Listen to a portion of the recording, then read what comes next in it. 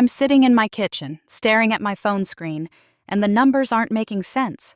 My hands are shaking so bad I almost dropped the phone. Where there should be $427,000, my entire retirement, 43 years of working double shifts at the hospital, every penny I saved, every sacrifice I made, there's just $18.52. $18.52. That's all that's left of my life. I call the bank. The nice lady on the phone tells me the transfer was authorized 2 days ago. Authorized. That's the word she uses. Like I would ever authorize someone to take every last dollar I had in this world. She gives me a reference number and tells me someone will investigate, but her voice tells me what I already know. The money's gone. My son took it. Darnell took everything. Before we continue, quick question. What would you do in this situation? Let us know in the comments, and don't forget to subscribe for more stories like this. My name is Coretta Mae Washington, and I'm 68 years old. I raised my son by myself after his daddy ran off when Darnell was 3. I worked the night shift at Chicago Memorial Hospital for 37 years as a nurse's aide, picking up every extra shift I could get. I wanted Darnell to have everything I never had. I wanted him to go to college, to not struggle like I did. And he did go to college. Got himself a business degree from Illinois State. I was so proud the day he graduated, I cried through the whole ceremony. Sister Patricia from church had to give me her whole pack of tissues. But somewhere along the way, my baby boy changed. Or maybe he was always this way, and I just didn't want to see it. His wife Shanice is a good woman, works as a teacher, keeps their house nice. They got 2 kids, my grandbabies, Kamari, who's 13, and Zaria, who's 10. Those kids are my heart. Especially Kamari. That boy is special. Quiet, real quiet, but smart as a whip. Always got his nose in a computer, teaching himself to code and build websites and all kinds of things I don't understand. Darnell works in some kind of tech sales, always talking about big deals that are about to close and opportunities that are right around the corner. For the past 5 years, those corners just keep turning, and those deals keep falling through. 6 months ago, he came to my house on a Sunday after church. I'd made my usual pot roast, the one with the carrots and potatoes that Darnell used to beg me to make when he was little. We were sitting at my kitchen table, the same table I bought when he was in high school, when he asked me for money. "Ma, I just need $50,000 to get this business opportunity off the ground," he said, not even looking me in the eye. "It's a sure thing. I'll pay you back in 6 months, with interest." I'd heard this before. 3 years ago, I gave him $20,000 for a can't-miss investment. Never saw a penny of it back. 2 years before that, another $15,000 for a business expansion. Same story. "Baby, I can't," I told him, reaching across to touch his hand. "That's my retirement money. I'm not working anymore. That money has to last me." His face changed, got hard. "You worked all those years and what? You gonna just sit on all that money while your own son is struggling? While your grandkids need things? Shanice got a good job, and so do you. You don't know what we're going through." His voice got loud and I jumped. Darnell had never raised his voice to me before. "You don't know what it costs to raise 2 kids in this economy. But you got all that money just sitting there." "It's not just sitting there. It's my security, Darnell. What if I get sick? What if something happens?" He stood up so fast his chair scraped against my floor. "Fine. Forget I asked. Forget I'm your son. Forget everything I've been through." He left without eating, without even saying goodbye. Shanice called me later that night, apologizing, telling me Darnell was under a lot of stress. I told her I understood, but something felt wrong in my chest. A mother knows. That was 6 months ago. After that day, Darnell barely called, barely came by. When I'd see him at family gatherings, he was cold, distant. But the kids still came over every other weekend, and that kept me going. especially Kamari with his quiet smile and his laptop always tucked under his arm. 3 weeks ago, Darnell showed up at my door with flowers and apologies. Said he'd been wrong, said the stress got to him, said he wanted to make things right. We went to dinner at Mama's Kitchen, that soul food place on 87th Street. He asked about my health, my church activities, my friends. He seemed like my boy again, and I was so happy I could have cried. "Ma, I want to help you," he said over dessert. "Your bank account, you got all your money in a regular savings account, right? That's not safe, and you're barely making any interest. It's worked fine for me all these years." "But Ma, you could lose it all if something happens to the bank. Let me help you set up a better account, something secure, something that'll grow your money instead of just sitting there." He made it sound so reasonable, so caring, like he was looking out for me. "I don't know, baby. I'm not good with all that fancy financial stuff." "That's why you got me. I work in tech, Ma. I know about security and protecting assets. Just let me help you set up something better. I can even add two-factor authentication, so nobody can access it without your phone." That should have been my first warning. But I wanted to believe my son loved me. I wanted to believe he cared about protecting me. So when he asked for my bank information, just to look at what options might work better, I gave it to him. I even gave him the answers to my security questions. Mama's maiden name, first pet's name, the street I grew up on. 3 days later, when I tried to log into my account, the password didn't work. I figured I'd typed it wrong. I'm not the best with computers. So I used the forgot password link. But when I tried to reset it, my email password didn't work either. It took me 2 days to get back into my email. By then, I had 37 messages from my bank about account changes and transfer authorizations and new security settings. By then, Darnell had moved every penny I had to an account I couldn't access. And from there, he'd moved it somewhere else entirely, somewhere I'd never find it.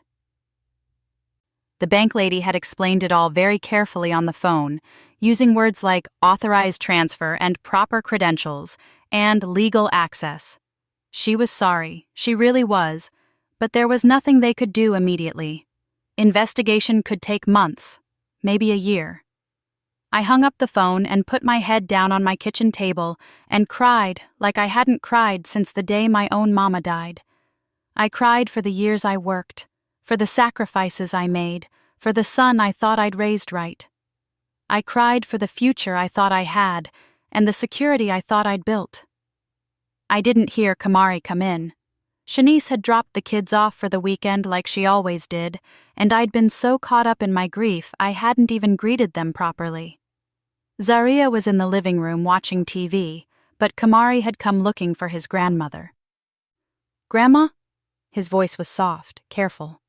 "What's wrong?" I tried to wipe my face, tried to pull myself together, but I couldn't stop crying. This child shouldn't have to see me like this. I'm supposed to be the strong one. I'm supposed to be the one who holds everything together. "Nothing, baby. Grandma's just having a hard day." But Kamari wasn't a baby anymore. He was 13, almost as tall as me, with his father's eyes and, thank God, his mother's heart. He came and sat next to me, put his thin arm around my shoulders. "Is it Dad?" he asked quietly. I looked at him, shocked. "What do you mean?" "I heard him on the phone last week. He was talking about your bank account. He told somebody he was handling it and that he'd have the money soon." Kamari's voice got even quieter. "He said you were being selfish by keeping it all to yourself when the family needed it." My stomach dropped. My own son. Planning this. Talking about it. And this sweet child had heard it all. "Grandma, did he take your money?" I couldn't even answer. I just nodded and started crying again. Kamari stood up. His face had gone hard in a way I'd never seen before. He looked older suddenly, determined. He kissed my forehead and said, "It's gonna be okay, Grandma. I promise." Then he went upstairs to the guest room where he always stayed, and I heard the door close. Lock. I tried to pull myself together, made some sandwiches for lunch, though I couldn't eat mine. Zarya came and chatted about her friends and school, and I did my best to smile and nod in the right places. But upstairs, Kamari's door stayed locked. 2 hours passed. Then 3. Around 5 o'clock, my phone buzzed. My bank. My heart started racing. What now? What else could possibly go wrong? I opened the app with shaking hands. And there it was. $427,000. Every penny, back in my account, like it had never left. I stared at the screen until my eyes blurred. Checked again. Still there. Checked the transaction history. There it was. Transfer from external account. All my money returned.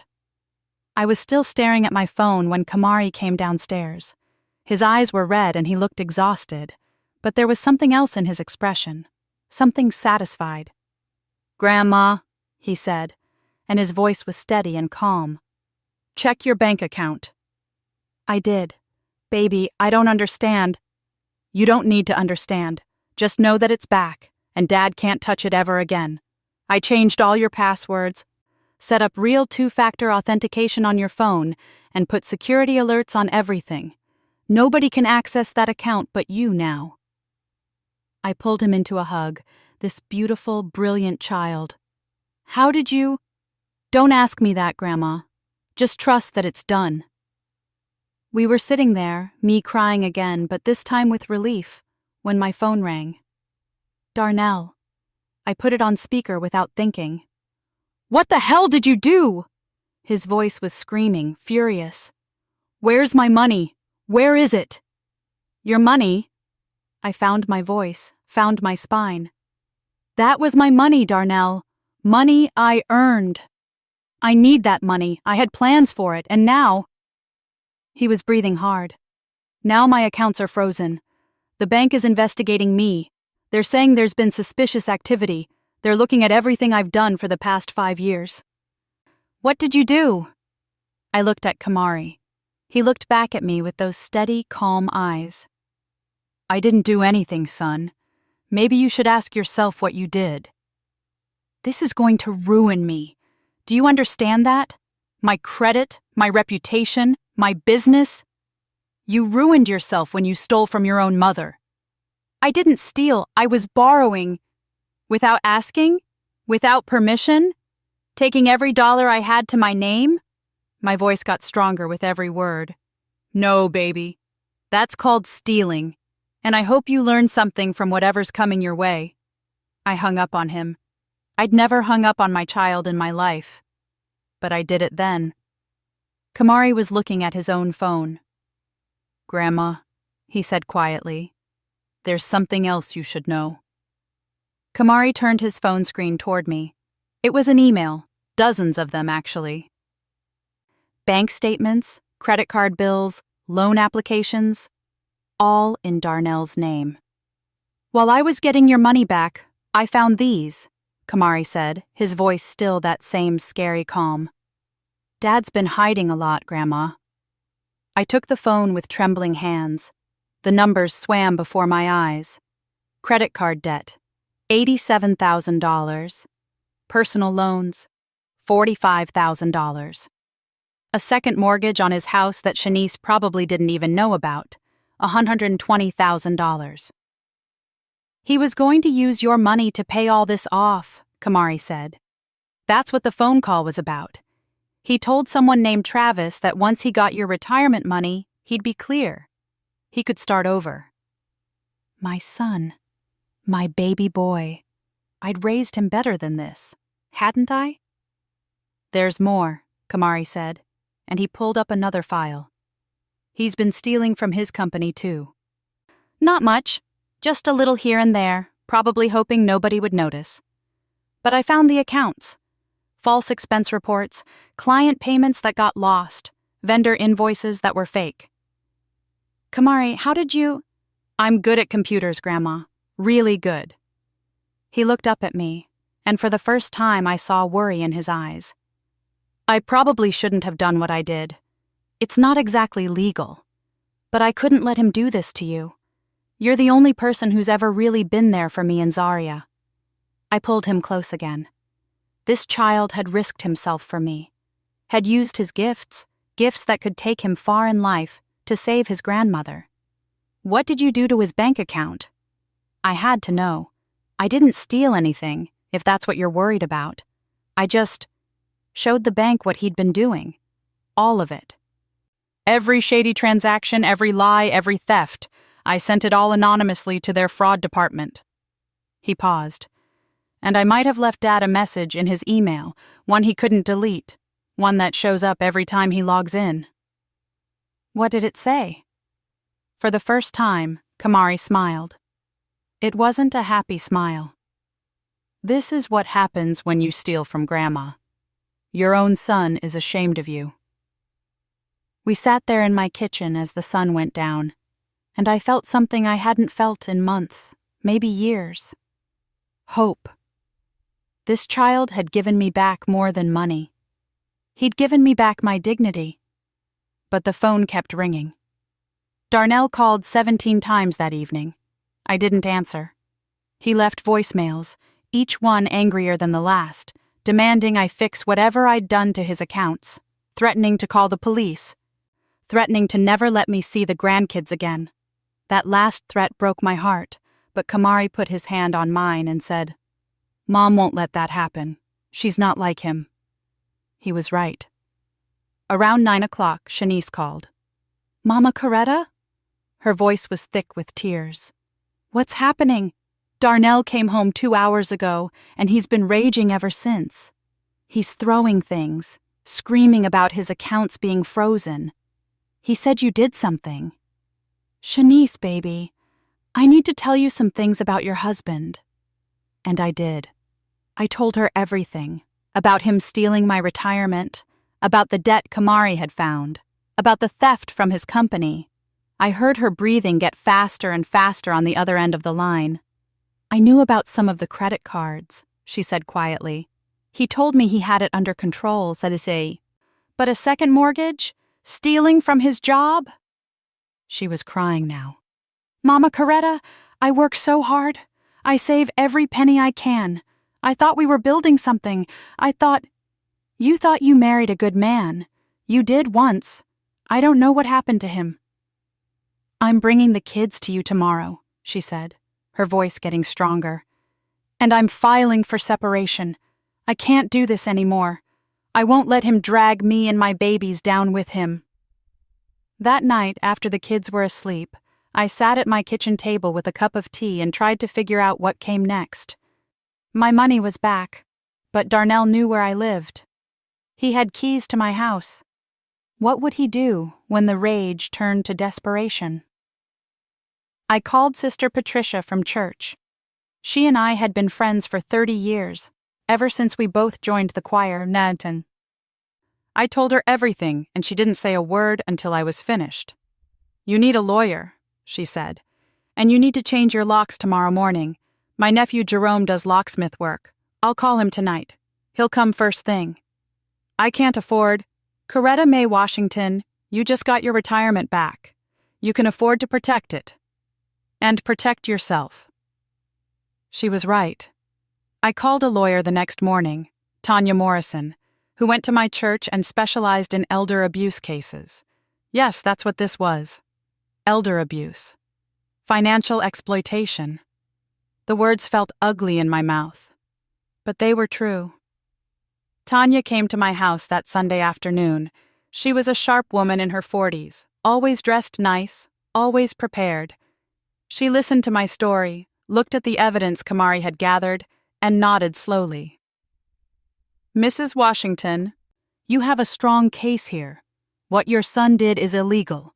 It's theft, fraud, and financial exploitation of an elderly person. In Illinois, that's a felony." "I don't want to send my son to prison," I said, and my voice broke. "I just want him to leave me alone. I want to be safe." "I understand. We'll start with a restraining order and a cease and desist letter. We'll also file a report with Adult Protective Services. They take these cases very seriously." She paused. "But Mrs. Washington, you need to understand.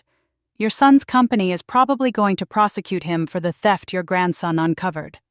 And the bank is definitely investigating. This is going to get ugly whether you press charges or not." I felt sick. My son. My baby boy. How had we gotten here? The locksmith came that afternoon. Jerome was a good kid fast and professional. By evening, I had new locks on every door, and Darnell's keys wouldn't work anymore. Shanice brought the kids over on Monday morning. She looked exhausted, like she hadn't slept. Zaria ran to hug me, but Kamari hung back, watching his mother with worried eyes. "I told him I want a divorce," Shanice said once the kids were in the other room. "He didn't take it well. He said I was abandoning him when he needed me most. He said I was turning his own children against him." She wiped her eyes. "But Mama Coretta, I can't stay.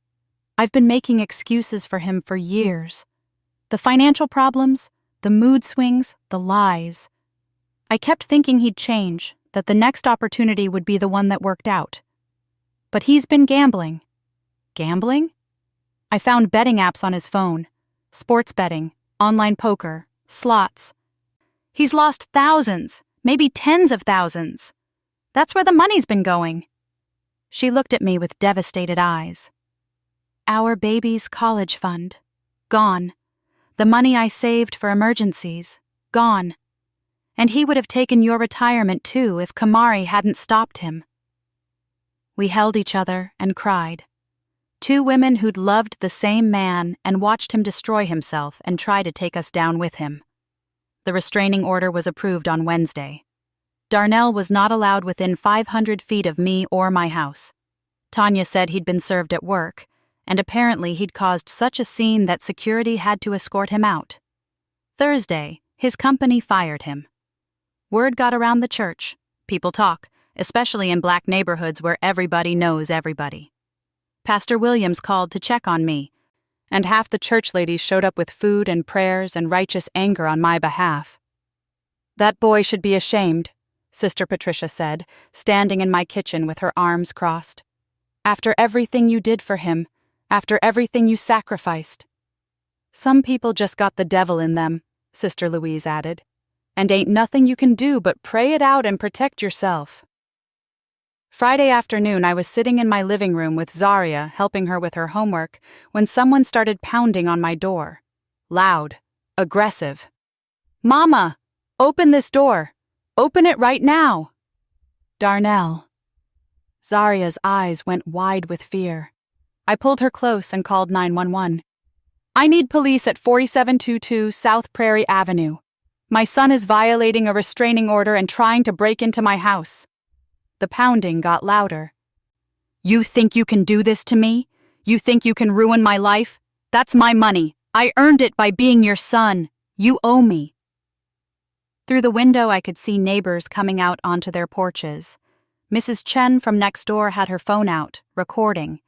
Mr. Deshawn from across the street was walking over, and he's a big man, used to play football back in the day.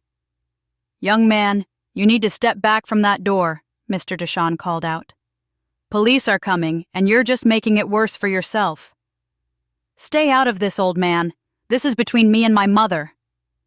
"Your mother has a restraining order against you, and you're breaking the law. Now I'm asking you nice. Step back."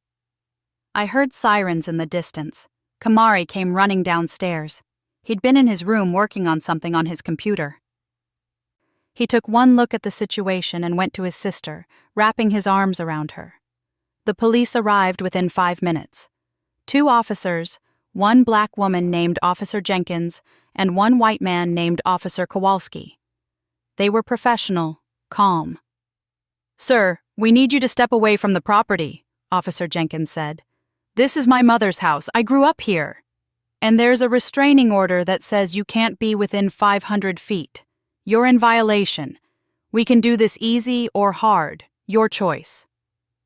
Darnell looked at the officers, then at Mr. Deshawn and the other neighbors watching. At Mrs. Chen, still recording everything. Then he looked at my window where I was standing with his children. "You're turning my own kids against me," he shouted. "You're poisoning them. Sir, you need to calm down, Officer Kowalski said, his hand moving toward his belt. Don't you touch me. I know my rights. What happened next seemed to happen in slow motion. Darnell took a step toward the officers, and they both tensed. Officer Jenkins moved forward, talking in that calm cop voice, trying to de-escalate. But Darnell was past listening. He was past reason. They arrested him right there on my front lawn, handcuffed him while he screamed about injustice and betrayal and ungrateful family members. The whole neighborhood watched as they put him in the back of the police car. Zaria was crying. Kamari's face was stone, but I could see his hands shaking. After the police left, after the neighbors went back inside, after I'd made hot chocolate and tried to comfort two children who'd just watched their father get arrested, my phone rang again. It was Tanya, my lawyer. Mrs. Washington, I just got a call from the state's attorney's office. They're filing charges against your son, multiple counts of theft, fraud, and elder abuse. She paused. There's going to be a trial. I looked at Kamari and Zaria, at these babies who'd been through so much, at Shanice, who'd just found out her whole marriage was a lie. What do I need to do? I asked. You need to testify. Tell the truth about what he did. Let the justice system work. After I hung up, Kamari showed me his phone one more time. It was a news article, just posted an hour ago. Local tech sales manager arrested for elder abuse and fraud. There was Darnell's photo. My son. Looking angry and desperate, and nothing like the little boy I used to rock to sleep at night.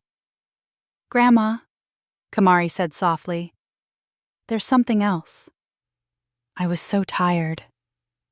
So tired of something else. But I looked at him. Dad called me this afternoon before he came here. He said if I didn't tell him how I hacked his accounts, if I didn't help him get the charges dropped, he'd make sure I never saw you again. He'd tell the police I was the real criminal. Kamari's voice was steady, but I could see the fear underneath. He said he'd ruin my life before I even got started. My son was threatening his own child, to protect himself, to avoid consequences. And that's when I knew. The Darnell I'd raised was gone. Maybe he'd never really existed at all. The doorbell rang, making us all jump.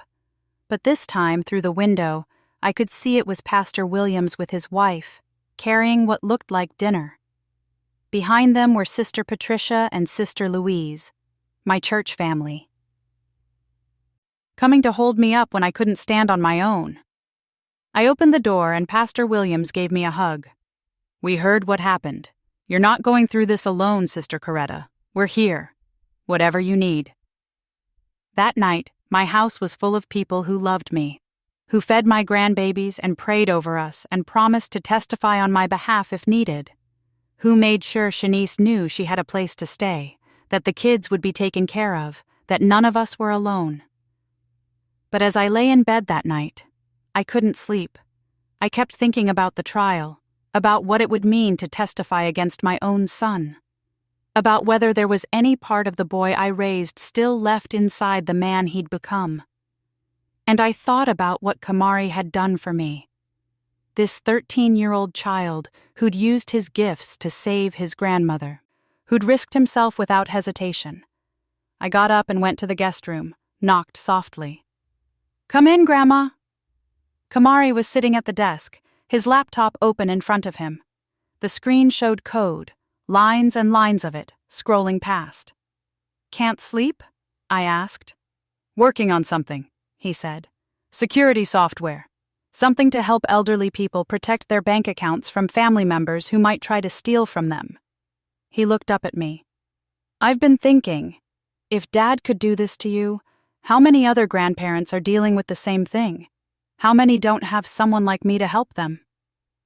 This beautiful child, turning his pain into purpose.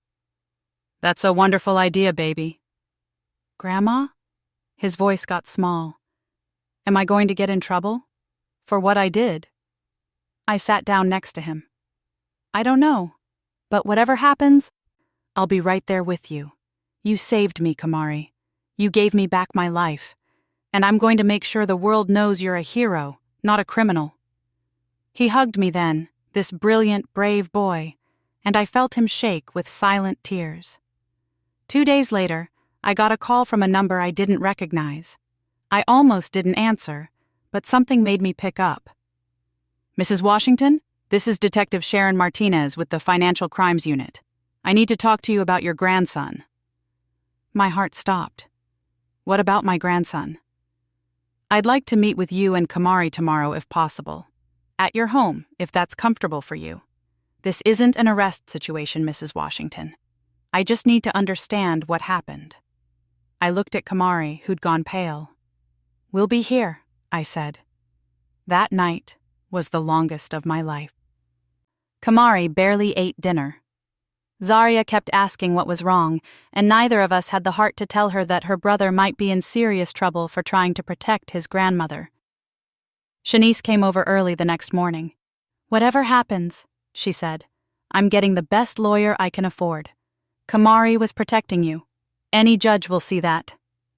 Detective Martinez arrived at 10 o'clock. She was a Latina woman in her 30s, professional but not cold. She had kind eyes, and when she shook Kamari's hand, she didn't treat him like a criminal. "Kamari, I need you to be honest with me about what you did. I've seen the evidence. The money trail, the anonymous tip to the bank, the message you left your father. I know it was you." Kamari looked at me. I nodded. "I hacked into Dad's email and bank accounts," he said quietly. "I transferred Grandma's money back to her account. Then I sent evidence of Dad's fraud to his bank and his company. I used his own email to do it, so it would look like he'd accidentally sent it to himself." He took a breath. "I know it was illegal, but he stole from Grandma. He was going to ruin her life." Detective Martinez listened without interrupting. When Kamari finished, she was quiet for a long moment. "What you did was illegal," she finally said. "Unauthorized access to computer systems, even with good intentions, is a crime. However," she looked at me, then back at Kamari, "you're 13 years old. You were protecting your grandmother from elder abuse, and honestly, what you uncovered helped us build a much stronger case against your father. He's been doing this kind of thing for years. You're not his first victim." "What does that mean for Kamari?" I asked, gripping his hand. "It means I'm recommending to the prosecutor that no charges be filed against him. What he did was wrong, legally speaking, but it was also the act of a child trying to protect a vulnerable family member. The prosecutor has discretion in cases like this." She smiled at Kamari. "You're incredibly talented, son. You should think about using those skills to help people, legally. Ever considered cybersecurity? The FBI is always looking for people with your abilities." I felt like I could breathe again. Kamari's eyes filled with tears. "Thank you," he whispered. "Thank your grandmother. She's the one who's been cooperating fully with our investigation. That goes a long way." Detective Martinez stood up. "The trial starts in 3 weeks. Your son's public defender is pushing for a plea deal, but the state's attorney wants to take this to trial. Elder abuse cases matter. They send a message that you can't prey on vulnerable people, even if they're your own family." After she left, Kamari and I held each other and cried, this time with relief. The next 3 weeks were a blur. Tanya prepared me for testimony. Pastor Williams organized a prayer circle at church every Tuesday night, praying for wisdom and justice. Shanice filed for divorce, and Darnell's attorney tried to argue she was abandoning him in his time of need. "His time of need?" Shanice said to me after one particularly brutal mediation session. "He had money for gambling and secret loans, but when I asked for money to fix Zarya's teeth, he said we couldn't afford it. His time of need, please." The church community rallied around us. Sister Patricia organized meals. Sister Louise started a fund to help Shanice with legal fees. Brother Marcus, who owned a small construction company, gave Shanice a part-time job doing bookkeeping so she could make extra money. We weren't alone. And that mattered more than I can say. The trial started on a cold Monday in November. The courthouse was downtown, a big, imposing building that made me nervous just looking at it. But when I walked in, I saw half my church sitting in the gallery. Pastor Williams, Sister Patricia, Mrs. Chen from next door, Mr. Deshawn. Even some of my old co-workers from the hospital had taken the day off to be there. Darnell sat at the defendant's table in a suit that was too big for him. He'd lost weight, and he looked older, tired. When our eyes met, he looked away. The prosecutor was a young black woman named Jasmine Crawford. She was sharp and thorough, and she treated me with respect when I took the stand.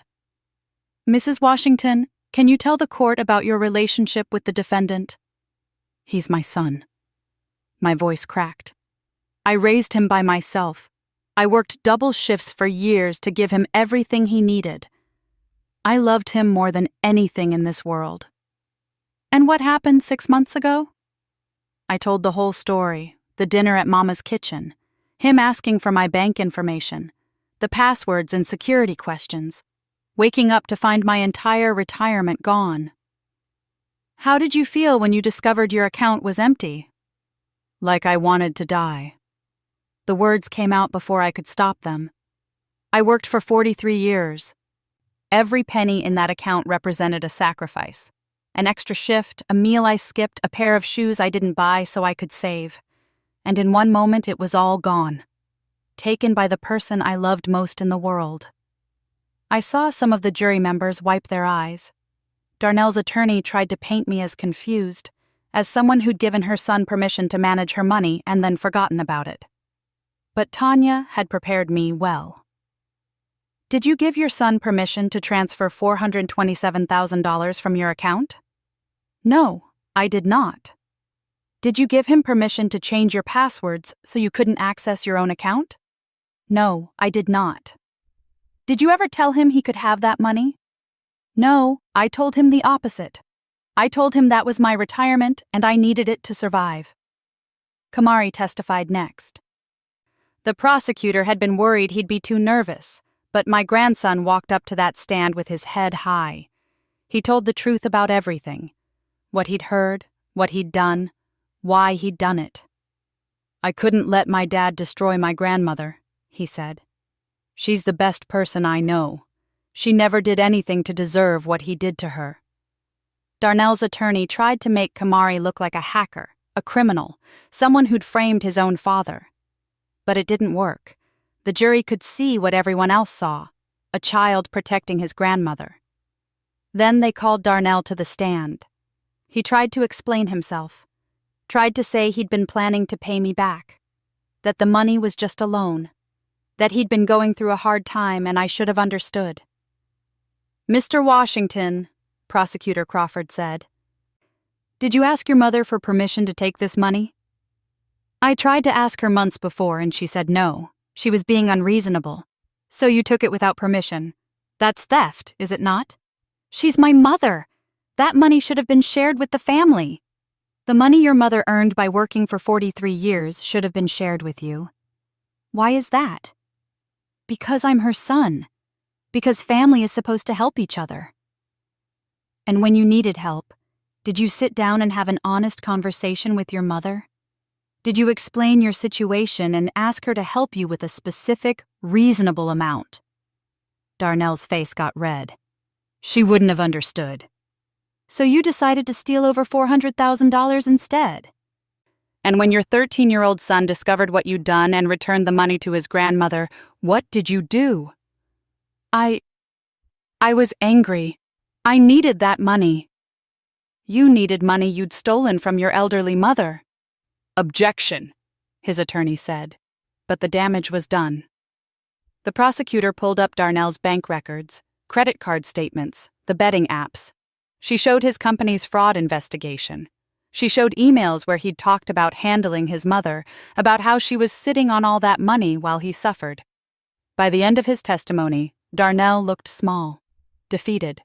The jury wouldn't even look at him. Closing arguments were powerful.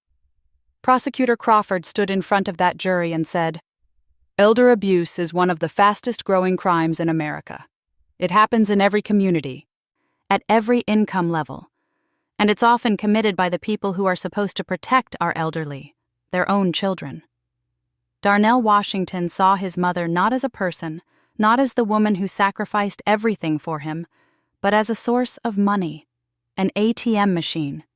When she said no, he didn't accept that. He manipulated her, stole her passwords, and took everything she had. He would have destroyed her life if his own son hadn't stopped him.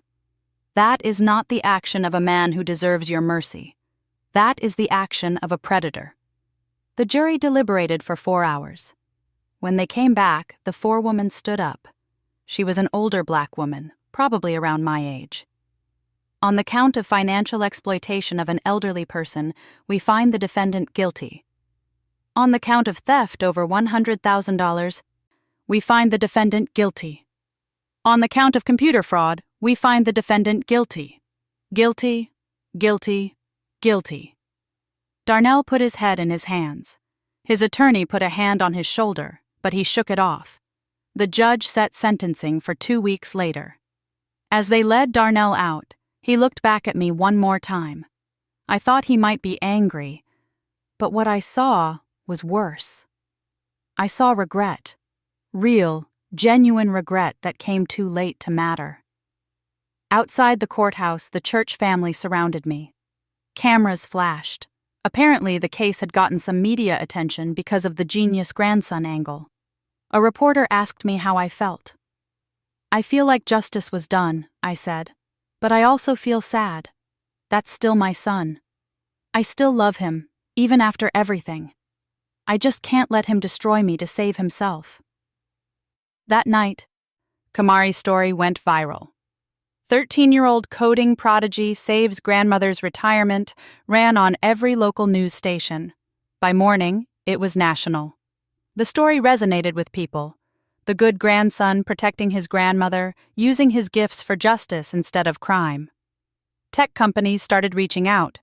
Scholarship programs, internship offers. A cybersecurity firm in Chicago offered to mentor Kamari and help him develop his security software idea. "Grandma," he said, looking at all the emails flooding in, "this is crazy." "No, baby. This is you getting recognized for who you really are. A good person. A brilliant person. Someone who uses his gifts to help people." Sentencing day came. Darnell wore the same ill-fitting suit. The judge was an older white man named Judge Morrison, and he had a reputation for being tough but fair. "Mr. Washington, I've reviewed your case thoroughly. What you did to your mother was reprehensible. You saw a vulnerable woman, the woman who gave you life and raised you, as nothing more than a source of money. When she wouldn't give you what you wanted, you stole it." He paused. "However, I also see that you have no prior criminal record, that you're facing the consequences of your actions in other ways, loss of your job, your marriage, your reputation, and I see that your mother, despite everything, has asked the court for leniency." I had. Tanya thought I was crazy, but I'd written a letter to the judge. Darnell was still my son. I wanted him to face consequences, but I didn't want his life completely destroyed. "I'm sentencing you to 5 years in prison, with the possibility of parole after 3 if you complete financial literacy programs, therapy, and demonstrate genuine remorse. You will also be required to repay your mother the full amount you stole, with interest, under a payment plan to be determined. And you will have no contact with your mother unless she initiates it. Do you understand?" "Yes, Your Honor," Darnell said quietly. As they led him away, he looked at me one more time.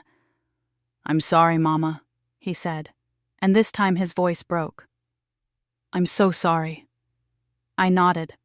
I couldn't say I forgave him, not yet, maybe not ever, but I could acknowledge that he was sorry. Outside, Shanice was waiting with the kids. Zaria ran to hug me, but Kamari hung back. "Is Dad going to prison?" Zaria asked. "Yes, baby, he is. Because he broke the law, and when you break the law, there are consequences." "Is it my fault?" she asked, and my heart broke. "No, sweetheart. This is not your fault. Not even a little bit. Your daddy made bad choices, and now he's paying for them. But you and your brother and your mama, you're going to be just fine." And we were. Shanice got the house in the divorce. Darnell couldn't fight it from prison. She got full custody of the kids. She kept teaching and picked up extra tutoring work. Kamari threw himself into his software project. By the time he turned 14, he'd created a security app specifically designed to help elderly people protect their finances. He called it Guardian. It monitored accounts for suspicious activity, required multi-step verification for large transfers, and sent alerts to trusted family members if something looked wrong. A tech company bought it from him for $150,000 and hired him as a consultant. At 14, my grandson, the cybersecurity expert. As for me, I changed a lot after the trial. I'd always been someone who kept to herself, who didn't want to make a fuss. But I started speaking at churches and community centers about elder abuse, about financial exploitation, about the warning signs. I told my story over and over, and every time women came up to me afterward with their own stories. Sons who'd stolen, daughters who'd manipulated, grandchildren who'd taken advantage. "You gave me courage," one woman told me after a talk at a church on the South Side. "My daughter's been pressuring me to sign over my house to her. I was going to do it, but after hearing your story, I'm going to talk to a lawyer instead." That was my purpose now. Protecting other grandmothers, making sure no one else went through what I did.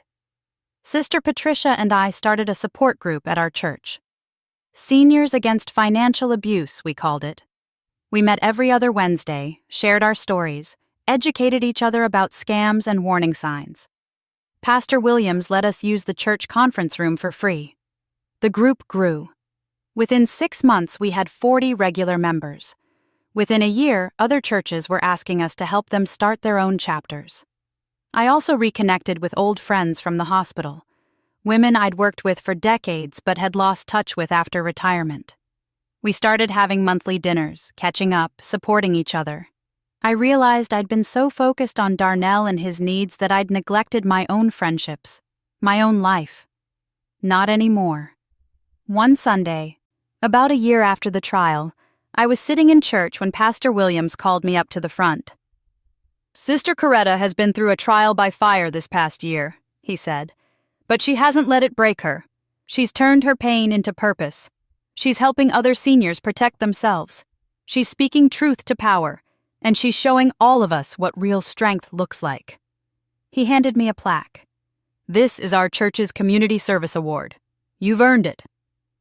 The whole congregation stood up and applauded. I saw Shanice and the kids in the third row, clapping and crying. I saw Sister Patricia with tears streaming down her face. I saw all my new friends from the support group. I saw people who loved me, people who valued me, people who saw me as more than just someone to take from. After church, Kamari asked if we could talk, Nim. We sat on my front porch, the same porch where Darnell had been arrested a year ago. "Grandma, I got a letter from Dad." My heart clenched. What did it say? He apologized, not just for what he did to you, but for what he did to me and Zaria, for putting us in the middle, for threatening me. Kamari was quiet for a moment. He said he's been going to therapy in prison, learning about addiction and financial abuse and how he hurt everyone around him. He said he doesn't expect me to forgive him, but he wanted me to know he's trying to be better. How do you feel about that? I don't know. Part of me is still so angry, but part of me... He trailed off. Part of me misses my dad. Not the dad who stole from you. The dad from when I was little, who used to take me to the park and teach me to ride a bike. I pulled him close. It's okay to miss who he used to be. It's okay to hope he can become that person again. But it's also okay to protect yourself. You don't owe him anything, baby. Not after what he did. Do you think you'll ever forgive him? I thought about that. Really thought about it. I don't know. Maybe someday. But forgiveness doesn't mean forgetting. And it doesn't mean letting him back into my life if he hasn't truly changed.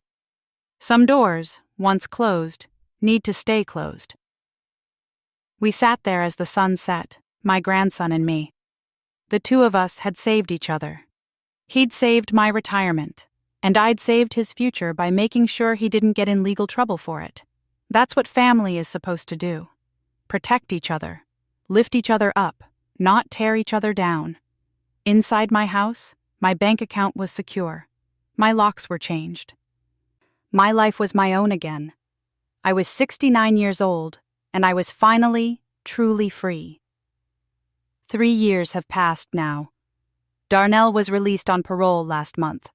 I haven't seen him yet. He sends letters sometimes telling me about the classes he's taking, the job he got working in a warehouse, the therapy sessions he attends twice a week. He sends money, small amounts, what he can afford, toward paying back what he stole. It'll take him 30 years to pay it all back, but I don't care about the money anymore. I care that he's trying. Kamari is 16 now, taking college classes while he finishes high school. He's already been accepted to MIT and Stanford. He's going to do incredible things with his life.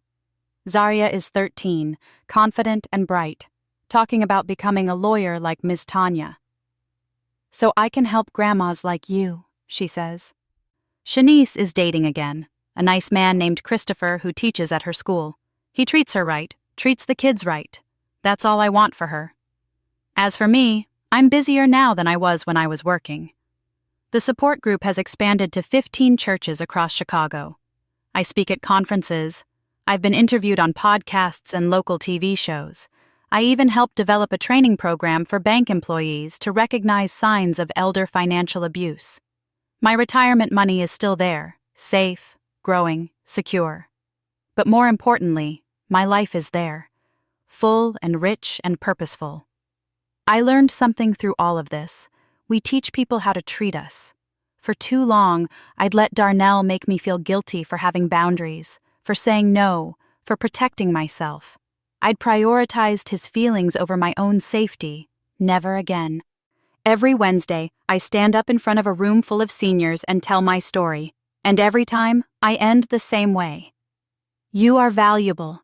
You are worthy of respect. Your money is yours. You earned it. You saved it. And nobody has the right to take it from you, not even your own children. If someone is pressuring you, manipulating you, or making you feel guilty for protecting yourself, that's abuse, and you deserve better. We all deserve better. The room always erupts in applause, and afterwards someone always comes up to me with tears in their eyes saying, "Thank you, I needed to hear that." That's why I tell my story. Not for revenge, not for sympathy, but so that other grandmothers, other elderly parents, other vulnerable people know they're not alone. Know they have the right to say no. Know they deserve to be treated with dignity and respect. My son tried to take everything from me, but because of a brilliant 13-year-old boy with a computer and a sense of justice, I got it all back. And I got something more important too. I got myself back. Thanks for listening. Don't forget to subscribe and feel free to share your story in the comments. Your voice matters.